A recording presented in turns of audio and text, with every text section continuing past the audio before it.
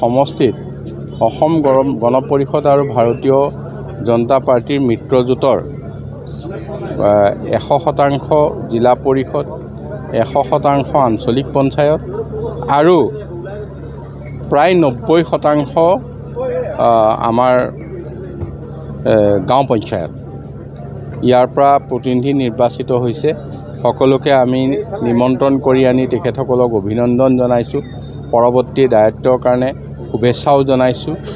আৰু এটা কথা নিশ্চিত হ'ল, কলিয়াবৰত এখনো কংগ্ৰেছৰ পঞ্চায়ত গঠন নহয়, এখনো আঞ্চলিক পঞ্চায়ত কংগ্ৰেছৰ পৰা গঠন নহয় আৰু জিলা পৰিষদৰো সম্পূৰ্ণ 4টা জিলা পৰিষদ আমাৰ পৰা নিৰ্বাচিত হৈছে।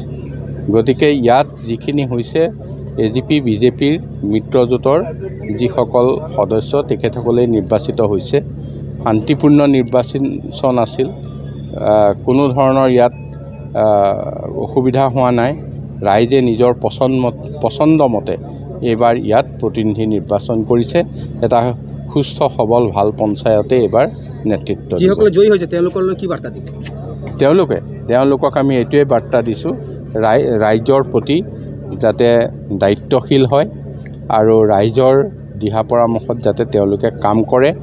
কাৰণ তেওঁলোকক এইবাৰ এটা ব্যতিক্ৰমী সিদ্ধান্ত ৰাইজে দিছে, যাতে ৰাইজৰ সেই মৰম স্নেহখিনি তেখেতসকলে কোনো ধৰণে আওকাণ নকৰে। ঘোষখোৰসকলৰ কাৰণে এটা বাৰ্তা আছে।